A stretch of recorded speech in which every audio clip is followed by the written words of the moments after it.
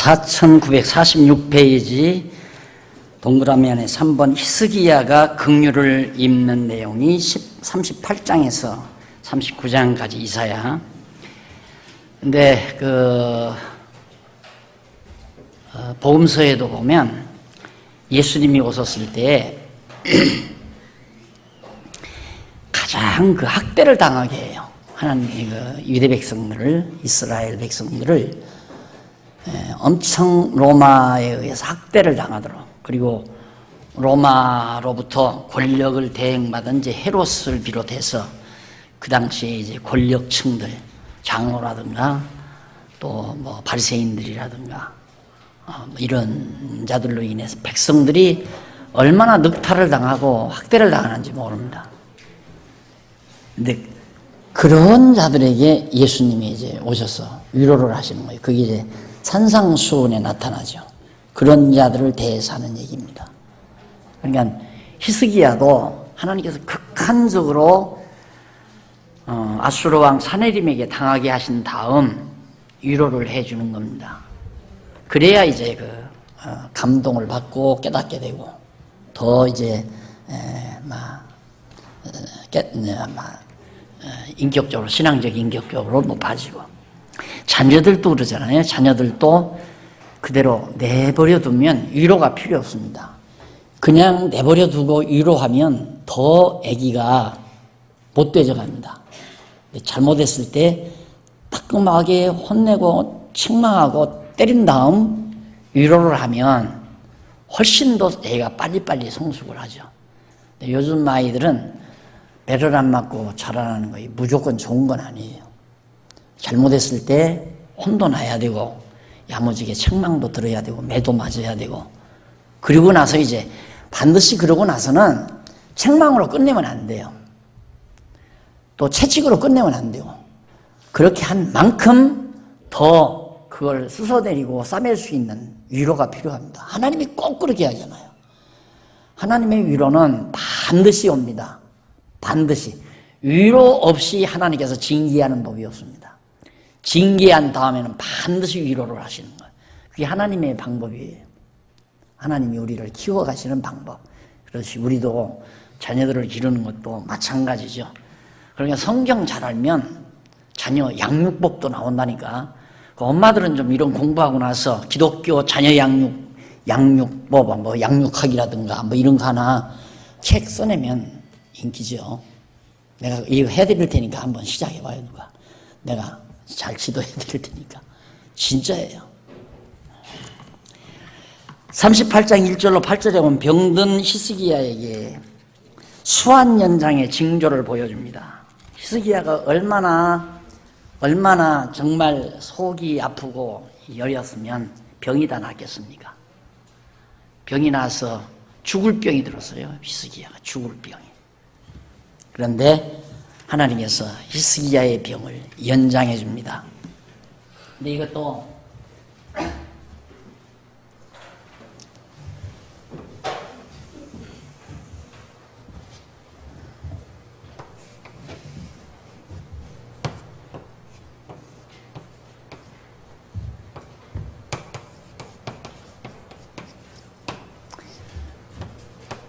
이게 북이스라엘, 이건 남쪽 유다거든요. 남유다.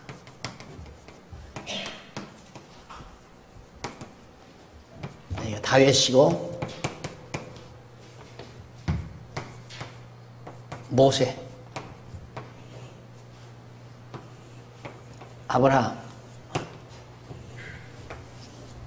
이게 나오는데 히스기야가 병들었을 때 히스기야가 하나님께 기도하니까 15년을 연장을 시켜줍니다. 생명 연장을. 그런데 이런 전체적인 하나님의 섭리 역사에 대한 것을 배경에 깔지 않고 그 부분만 이해하다가 보면 기도하면 죽을 병도 낫는다. 이렇게까지밖에는 얘기 안 해요. 왜? 히스기야가 죽을 병이 들었는데 기도함으로 살았다.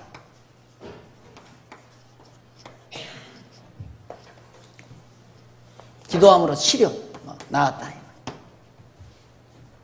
맞죠? 기도함으로 나았죠. 이 말만 하게 되면 오늘날 대부분의 성도들이 알고 있듯이 어떤 일이든지 하나님께 기도하면 다 이루어진다고 생각하는 거예요. 그래서 기도는 만능이다. 기도만 하면 안 이루어지는 것이 없다. 이렇게 얘기가 되는 거죠. 히스기야는 기도하니까 죽을 병은 나지 않았느냐? 그게 들어보면 맞죠? 그런데 문제는 어떻게 해서 히스기야의 기도를 하나님이 듣고 낫게 해주셨을까? 더 이상을 모르게 되면 중간만 얘기하는 거죠. 일찍이 하나님께서 아브라함 때 아브라함과 이삭, 야곱이죠. 야곱이 유다에게 창세기 48장에 나오죠. 유다에게 복을 빌 때에 하나님께서 야곱을 통하여 유다에게 내게서는 치리자의 지팡이와 왕의 홀이 실로가 오시기까지 떠나지 않는다. 유다 지파에서 반드시 통치자가 나올 걸 약속을 했어요. 그런데 진짜 유다 자손에게서 다윗이 나온 거예요. 다윗 왕이. 하나님께서 여기서 언약대로 유다 자손에게서 다윗이 왕이 된 거예요. 이게 초대왕 아닙니까? 이스라엘의 초대왕. 사울은 그건 가짜 왕이고요. 다윗이 왕이 됐는데 다윗이 왕 된 다음에 실로가 오시기까지라면 예수님 올 때까지 이 왕통 끊어지지 않는다 그 말이에요. 계속해서 틀림없이. 그러면 적어도 히스기야가 기도해서 치료를 받았다라고 하는 이 내용을 이해하려면 하면 적어도 창세기 48장까지 올라가야 돼요. 그래야 그 뜻을 바르게 한다 그 말이에요. 그런데 진짜 유다에게 약속한 대로 다윗이 왕되고 다윗이 그 아들 솔로몬이 왕되고 솔로몬의 아들 르호보암이 왕되고 그 아들 막 계속 아들 역대기 상하에 보면 계속해서 솔로몬의 그 이후에 아들들이 계속해서 하다가 히스기야까지 온 거예요. 그런데 히스기야가 병들어 죽으려고 할 때 그때 히스기야에게는 아무런 자손이 없었어요. 아들이 없었다 이 말이에요. 그러니까 만약에 히스기야가 여기서 그대로 병들어 죽어버리면 하나님께서 야곱을 통해서 유다에게 언약하신 언약도 다 거짓말이고 나중에 또 다윗에게 또 언약하잖아요. 나단 선지자를 통해서 네 나라가 견고하고 네 왕위가 영원하며 내 이름이 영광스럽게 높아진다. 약속을 했단 말입니다.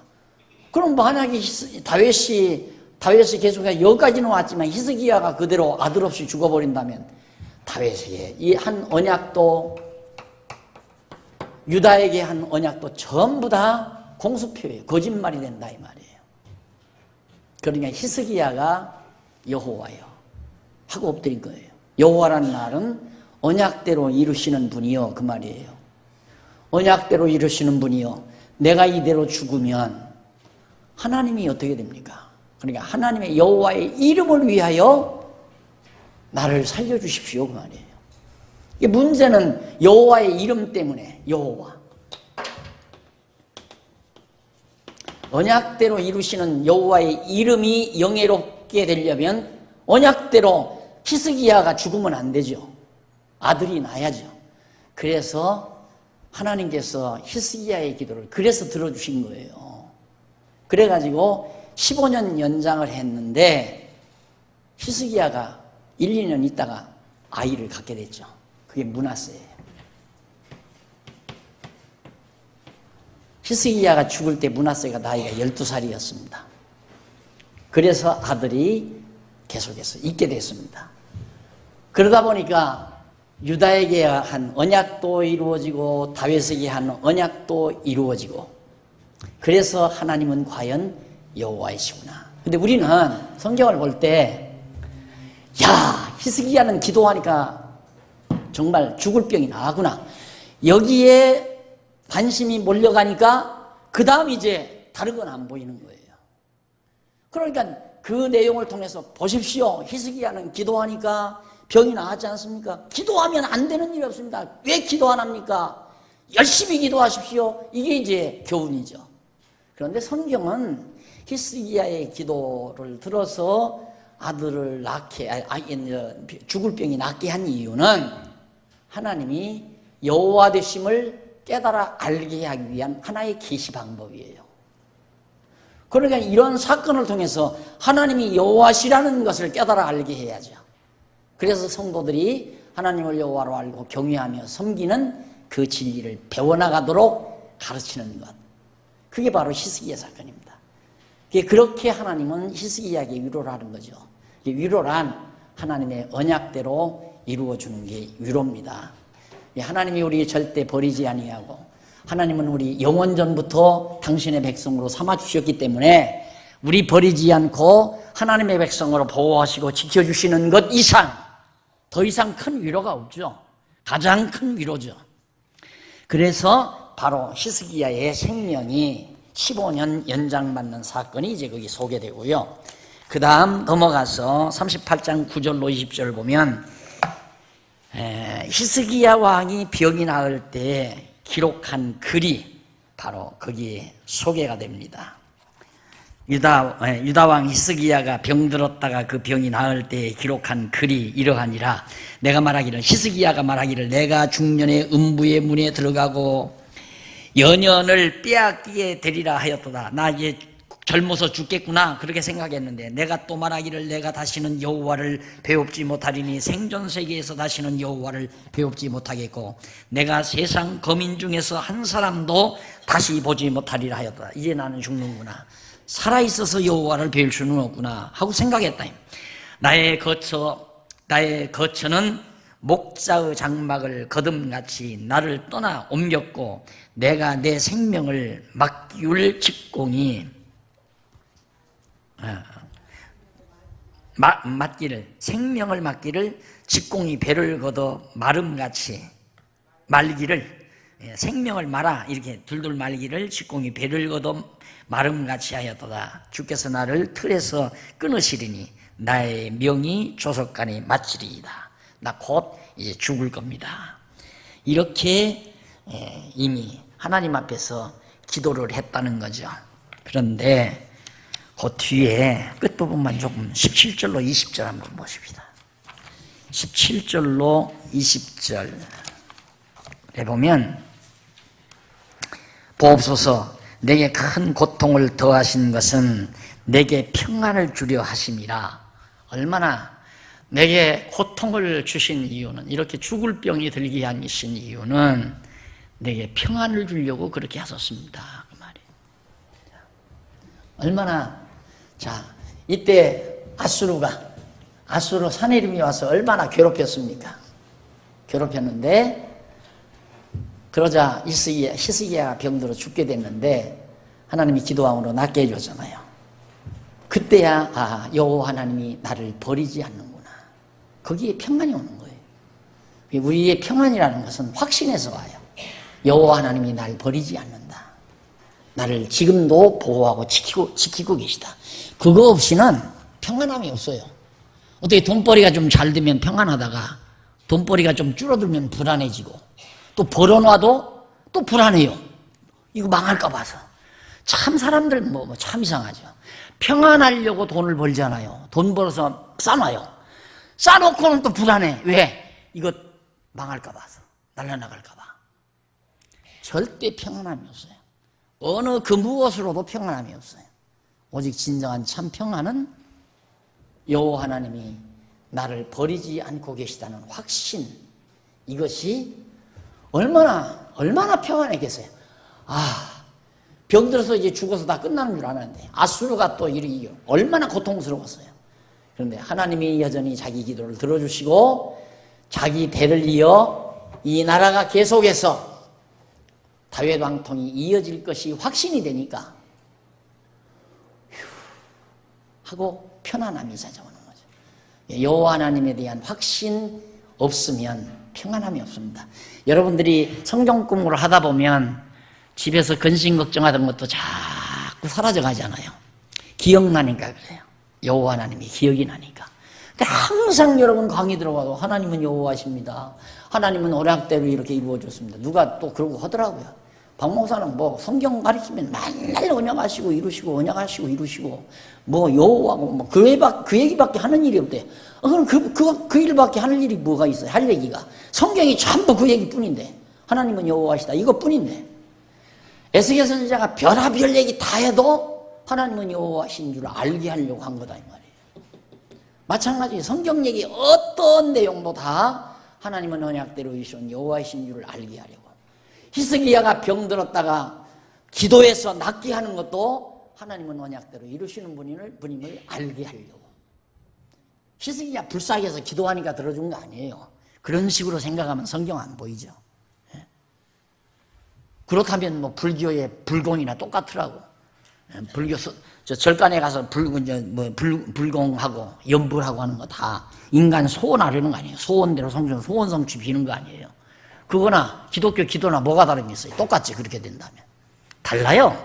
불교의 연불이나 불공하고 기독교의 기도하고는 본질적으로 달라요. 우리는 하나님의 뜻, 하나님의 언약을 구하는 거고 불교는 인간의 욕심을 구하는 거고 전혀 다르잖아요. 하늘과 땅 차이로 다른 거죠. 자, 한 권 다 배웠네요. 그 다음 10권 보십시다.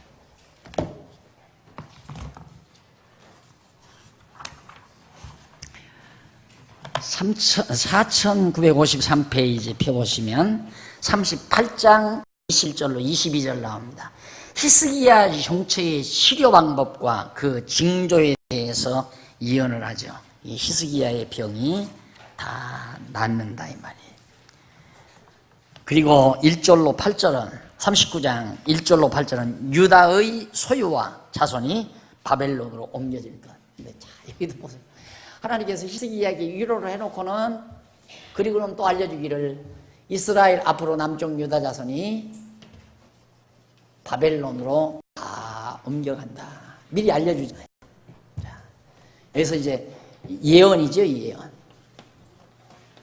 바벨론, 유다 자손이, 유다 백성들이 바벨론으로 옮겨갈 걸 히스기야 때, 이때, 그러니까, 예언을 하는 겁니다. 그러니까 이 예언은 모세 때, 모세를 통해서 신명기 30장인가요? 거기 보면 너희들이 장차 가나안 땅에 들어가서 살 때 너희들이 여호와 하나님의 우상을 섬기고 불순종하여 이방 땅으로 다 흩어보낸다. 다 흩어보내다가 다시 회복시켜 주겠다라고 모세를 통해서 이때 하나님께서 언약을 했어요. 신명기 30장인가 해서 28장, 29장, 30장, 31장 그 후반부에 바로 이스라엘 민족의 역사가 다 예언이 되어 있습니다. 언약이 되어 있습니다. 이 언약의 기초에서 이사야 선지자로 하여금 예언하게 합니다. 그래서 예언은 언약 어디에 근거를 두는가? 하나님의 언약에 근거를 둬요. 이 언약은 어디에 근거를 두는가? 하나님의 작정하신 뜻에 근거를 둬요. 하나님의 작정하신 뜻대로 하나님이 언약하시고 이 언약하신 말씀대로 선지자와 예언해서 이루신다. 여기서 성취. 이방에 다 끌려가겠다고 예언한 내용이 그대로 587년에 이루어진다. 예언대로 성취된다. 그 예언대로 성취된 날은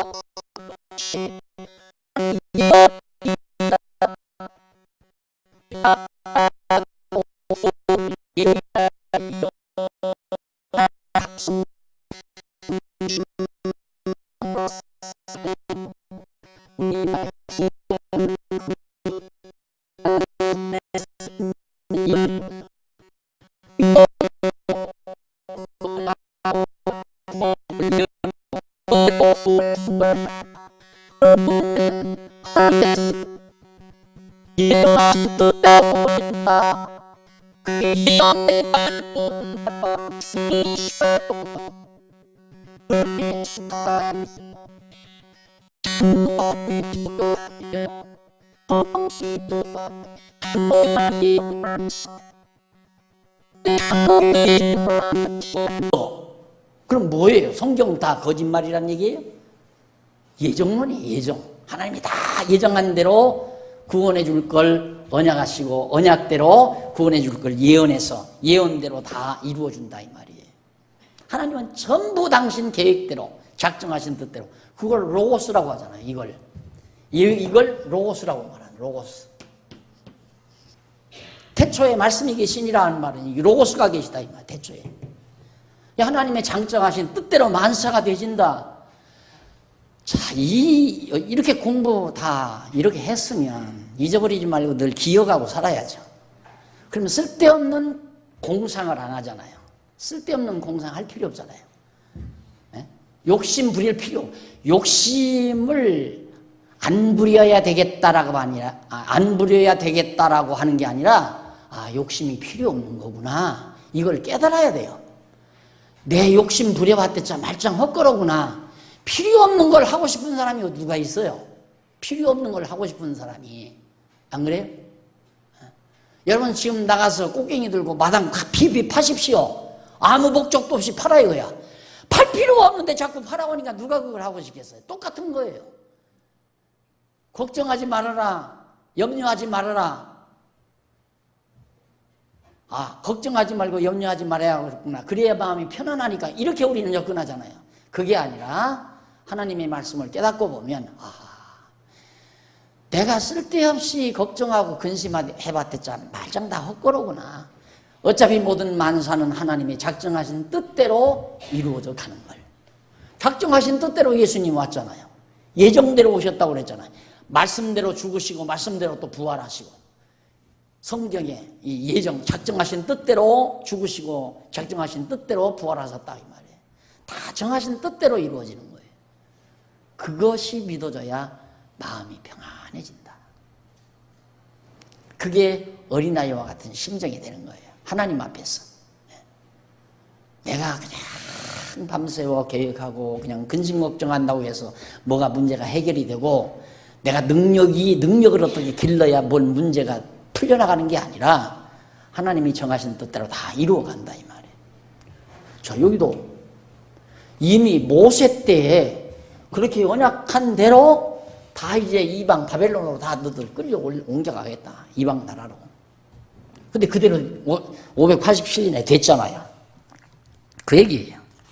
그 다음 넘어가서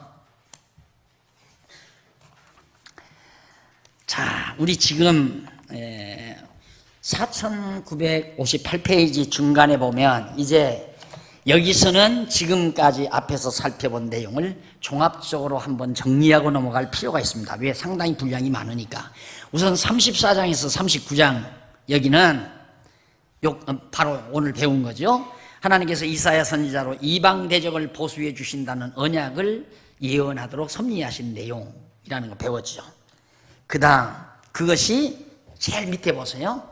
제일 밑에서 58페이지 4958페이지 밑에서부터 우쪽으로 끝부분에 출애굽 당시에 이스라엘 자손이 모압 평지에서 머무르고 있을 때 여호와께서 모세를 통하여 나오죠. 여기 모세를 통하여 대적을 멸하여 보수해 주실 것을 언약한 사실입니다. 이때 벌써 모세를 통하여 이 대적들 다 멸할 것도 저때. 그럼 그때가 언제입니까? 여기가 587년이니까 예수님 오시기 전 한 600여 년 전 아니에요. 600여 년 전. 여기는 한 700여 년 전이고. 그러면 한 300여 년, 여기서 500여 년, 여기 800년 전에. 자, 여기서부터 모세 때문에 한 800년 전에 하나님께서 모세를 통해서 언약하신 대로 이방 대적 다 멸하겠다. 근데 역사상 실제로 다 멸해졌거든요. 그걸 말하는 거예요. 그리고 왜 그렇게 하는가? 내가 여호와다. 이거를 깨달아 알게 하기 위해서. 근데 우리는 자꾸만 하나님이 여호와이심을 알게 하려는데 목표를 안 두고, 여러분 이스라엘을 우상성에서 망했습니다. 우상성기지 마십시오. 이쪽으로 자꾸만 포인트를 맞추는 거예요. 어쩔 수가 없는 거예요. 하나님께서 어쩔 수가 없어요. 아수르에게 맡기면 아수르에게 치욕당하게 하면 당하는 거고, 그렇게 정해놓으셨으면 치욕당하게 돼 있어요. 그리고 하나님이 위로하시는 건 이미 므낫세 주기로 하는 것도 하나님이 정하신 뜻대로 되는 거고, 바벨론에게 사로잡혀놓은 것도 물론 근접 원인은 우상성기고 이방 나라 의지하니까 하나님께서 멸하는 거죠. 근본 원인은 하나님이 모세를 통해서 언약하셨고, 더 원인은 만세전에 하나님이 다 그렇게 역사를 이끌어갈 계획을 하나님이 다 해놓으셨기 때문에 그렇게 되지는 거란 말입니다. 그러니까 모든 범사에 여호와를 인정하라. 모든 일에 여호와를 인정하라. 그게 바로 신앙이에요. 어떤 일이든 다 여호와를 인정해야 돼요. 망했다? 아, 여호와께서 날 망하게 하셨구나. 흥했다? 여호와께서 날 흥하게 했구나.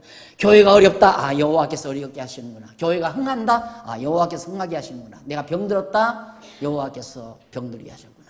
나았다? 여호와께서 낫게 하셨구나. 천하 모든 만사가 다 여호와의 뜻이에요. 하나님의 뜻대로 되는 거예요. 그걸 믿고 살아야 신앙이지요. 또 그걸 믿고 살도록 가르쳐야 장로교고. 그 장로교의 우월성이 거기 있는 거 아니에요. 성경대로 가르치고 성경대로 믿고, 이게 장로교의 우월성이에요. 그러나 참 장로교 이후에 기독교가 있다는 건 속상하다니까. 장로교라는 이름이 중요한 게 아니라 장로교가 가리키는 교리 그 자체가 중요한 거란 말입니다. 네. 감리교나 성결교는 알미니안주의자들이에요. 근데 장로교도 다 따라가는데 뭐 알미니안주의로. 그건 비성경적이죠. 이사야 이쪽 59장 넘어와서 59페이지 넘어와서 위에서 6째 줄 바꾼데, 이사야 24장부터 오늘 배운 데까지 여기는 이사야 선지자 여호와의 진노에 대한 결과죠. 여호와께서 결국 진노하심으로 결국은 이방 땅에 사로잡혀 간다.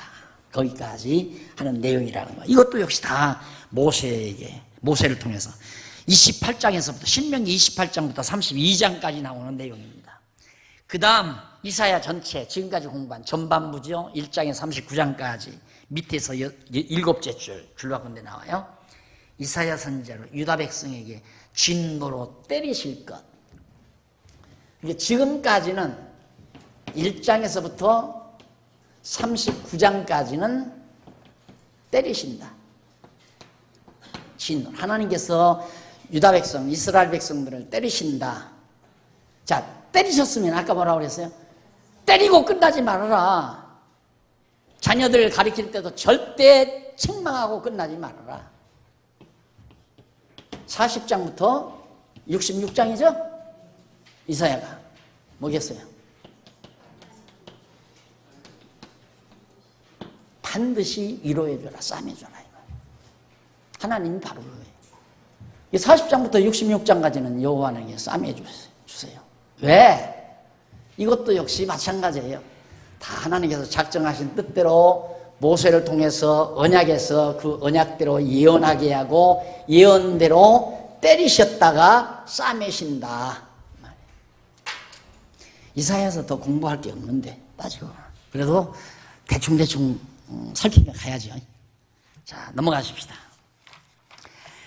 자, 2번, 가로 없는 2번 60페이지 나옵니다. 거기 보면 싸매심에 대한 예언입니다. 40장에서부터 66장까지 지금 나왔잖아요. 싸매심에 대한 예언. 성경 이제 교재 노트한 것도 볼 줄 아시죠? 이제 노트를 어떻게 봐야 되나.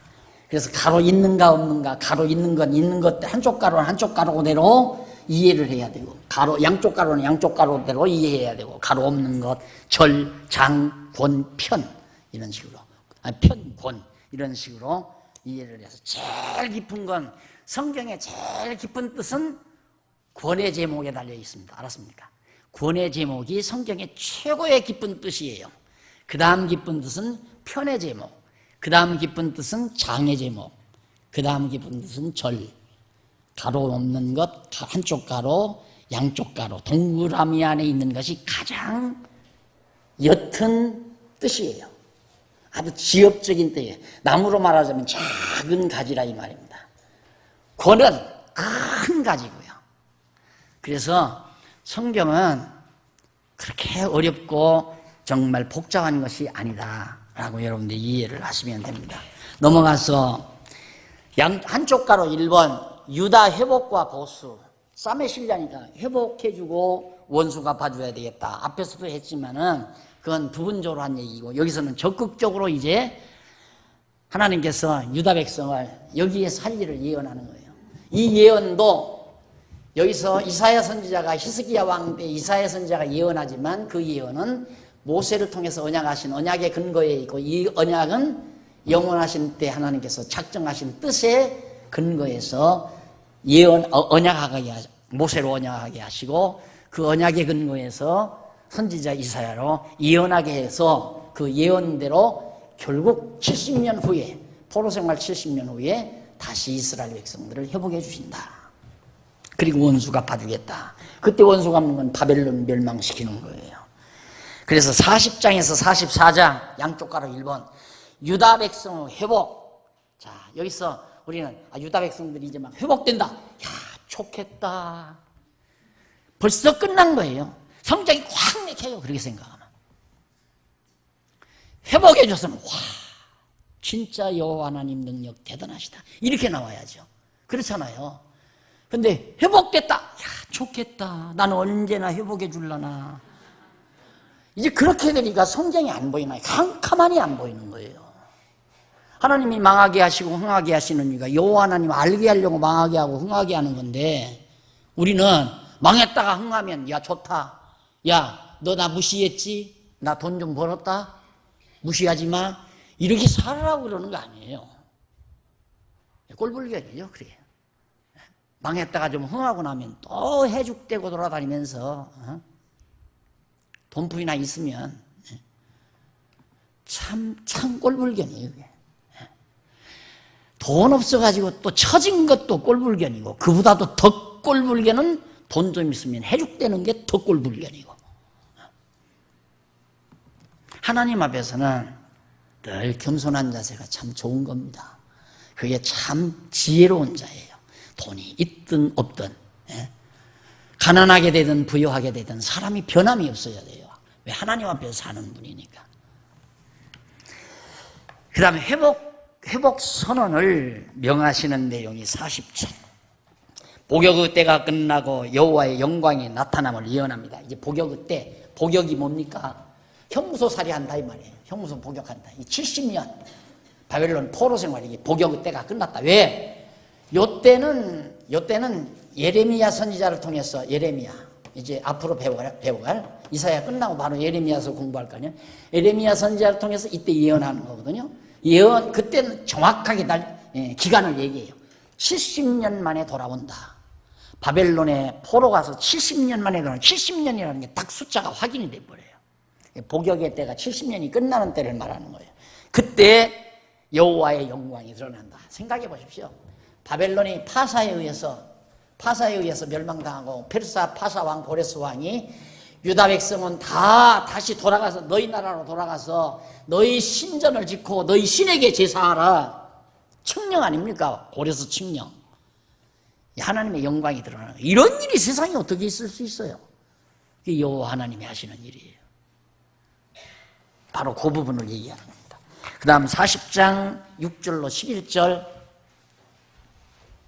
예루살렘과 유다 성읍들의 회복에 대해서 외치라고. 예루살렘도 회복되고 유다 땅의 성읍들도 다 회복된다고 이사야야 높이 높이 외쳐라 하고 하는 내용이 거기 나오죠.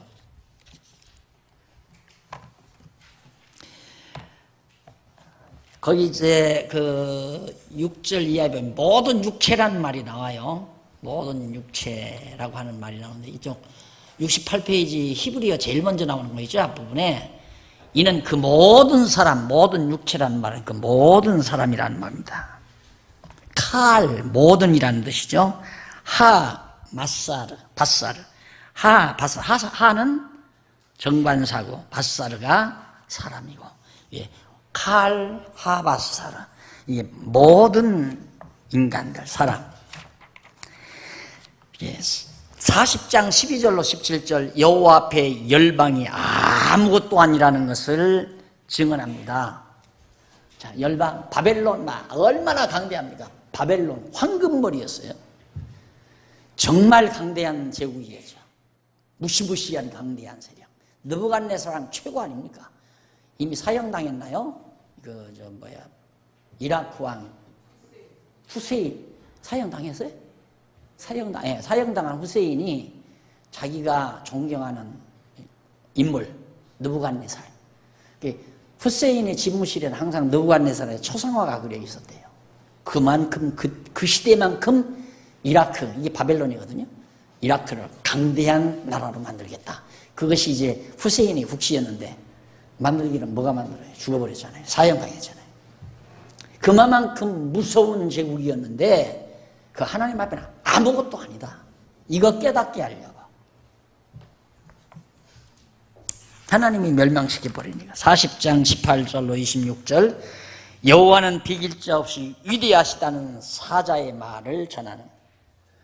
바벨론 이건 아무것도 아니다. 여호와가 얼마나 위대하실까? 이거 얼마나 위대해요. 이게 태초 천지만물 창조하기 전에 모든 만사 만물 작정하시고 예정하셔서 그 뜻대로, 그 정하신 뜻대로, 로스의 뜻대로 모든 역사를 이끌어 가시는 이 위대하신 여호와.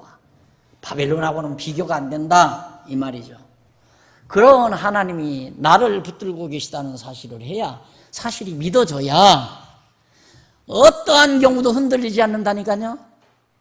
그것만 믿어지면 비난을 하건 욕을 하건 방해를 하건 천대와 멸시를 하건 아무 관계없어요. 하갔으면 알아요. 하는 자가 도리어 측은하고 불쌍하고 가련하고 오죽 못났으면, 예를 들어서 누가 나를 욕하고 비난한다 하십시다. 아유, 오죽 못났으면 나를 비난하고 욕할까? 나도 하나님 앞에 아무것도 아닌데 그놈은 나보다도 더 못난 놈이구나, 이렇게 생각하는 거죠.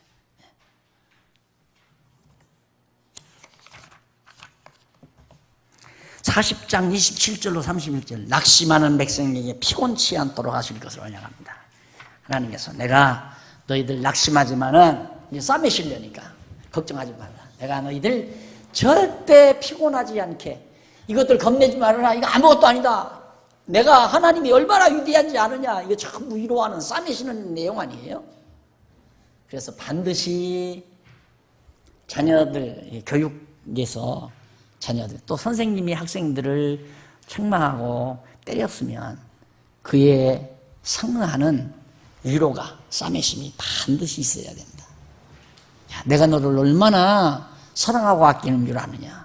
네가 그렇게 잘못되면 네가 너무너무 많은 상처도 당하고 아픔이 있기 때문에 아빠가 아니면 엄마가 아니면 선생님, 내가 너의 장래를 사랑해서 장래를 위해서 내가 너를 매질한 거야. 내가 얼마나 너를 귀하고 아름답게 보고 너를 착한 제자로 내가 아는지 아느냐 하고 충분하게 아기가 감동의 눈물을 흘릴 때까지 그렇게 싸매줄 수 있는 스승이라면 잘하는 스승입니다. 그런 부모라면 잘하는 부모고요. 그래서 어제도 말했지만, 지난 주일에도 말했지만, 엉덩이, 자녀들의 엉덩이가 무슨 엄마들의 스트레스 해소판이 아니에요. 자기 속상하면 그냥 촥 때려붙이는 볼기짝이 아니란 말입니다. 하나님이 우리를 책망하시고 저처럼 정말 수준 높은 위로를 해주시는 부분을 우리가 지금 살펴본 겁니다. 그 다음 41절로 41장에서 42장 13절까지 41장 1절로 7절에 보면 여호와의 권능은 우상과 견주지 못한다는 것을 증언합니다. 너 그동안 우상 섬기고 살았잖아. 너희들이 지금 우상을 섬기고 살지 않냐. 그러나 때리신 다음, 야, 너희들 내가 누군지 아느냐. 우상은 이건 아무것도 아니다.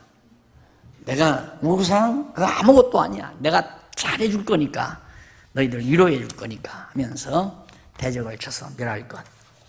그래서 아기가 울 때 뭐라고 합니까? 누가 널 때렸지? 내가 그럼 가만히 안 둘 거야. 내가 때려줄 거야. 내가 때려줄까? 걱정하지 마. 내가 그놈 만나면 단단히 야단칠 거야. 그 이제 위로해 주는 거죠. 꼭 하나님이 우리 인간들을 어린애 다루듯이 다루잖아요. 가만 안 놔두겠다. 너들. 아니, 사실은 하나님이 바벨론 시켜서 때리게 한 거거든요. 그래 놓고는 또 이놈이 때렸냐? 이놈 내가 가만 안 놔두겠다. 그러니까 불쌍한 놈들이에요, 이게 다. 하나님이 시켜서 나쁜 짓 하게 만들어 놓고 또 나쁜 짓 했다고 얻어 터지고. 이게 이제 불택자들, 이방민족이고, 하나님의 백성들은 하나님이 사랑하기 때문에 때리고 사랑하기 때문에 또 회복하고, 이놈들은 미워하기 때문에 일시키고 미워하기 때문에 이랬다고 또 두들겨 맞고, 이게 이제 이방민족들이 하는 짓이라. 그게 누가 그래? 하나님이 싫어하는 거냐? 그럼 하나님이 싫어하는 거지 뭐예요? 이게 계시란 말이 뭐예요? 계시. 계시란 말이 보여준단 말 아닙니까? 보여주는 게 뭐예요? 쉬워요, 쉬워. 하나님이 쉬워하는 거예요. 다 보여주는 거예요. 우리들을 하여금 깨닫게 하시려고. 하나님이 우리를 얼마나 사랑하는지를 깨닫게 하려고 이런 인간, 이런 민족을 통해서 때리게 하고, 또 그리고 회복시키면서 이놈들이 때리더냐? 내가 가만 안 놔두겠다. 그리고 이놈들을 바벨론 시켜서 돼지도록 두들겨 패서 망해버리게 하고. 하나님이 쉬워하는 거 아니에요? 내가 그걸 비유를 그렇게 들었잖아요. 아가씨가 너무너무 좋은 거야. 이놈이 자기 전화를 안 들어오는 거예요. 언제 뭐 피서를 간다는 소문을 듣고 친구들을 매다고 같이 살살 뒤를 따라갔습니다. 근데 딱 바다에 가서 노는 거예요. 몰래 그냥 다른 친구들이 가서 유혹을 해가지고 안으로 들어가서 빠져 죽으려. 자기 스스로 잘못해가지고 빠져 죽어. 그때 그냥 빡 자기가 들어가서 그냥 끌어안고 나와가지고. 그게 완전 쉬워한 거죠. 거기 넘어가잖아요. 하나님은 꼭 그렇게 하시는 거예요. 그런 식으로 우리를 깨닫게 하려고. 우리가 하나님 사랑을 모르니까 사랑을 깨닫게 하려고 하나님이 쉬워하시는 거라니까. 계시라는 말이 쉬워라는 말이나 뭐가 다름이 있어요. 41장 8절로 16절. 아유, 다음에 하죠. 시간 다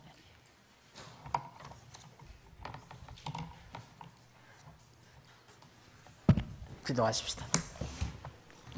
살아계셔서 지금도 우리를 눈동자처럼 살피시고 보호하시고, 그리고 암탈기 병아리 모음처럼 우리들을 품어주시는 하나님의 크신 사랑을 우리들 지혜로울 때는 느끼지만 어리석을 때는 다 잊어버리고 살 때가 참 많습니다. 우리의 미련함 거두시고 지혜롭고 명철하게 하소서. 여호와 하나님 경외하기를 깊이 깊이 배우게 하시고 모든 범사의 여호와 인정하며 사는 슬기와 지혜를 귀한 종들에게 다 허락해 주시옵소서. 예수님 이름으로 기도드립니다. 아멘.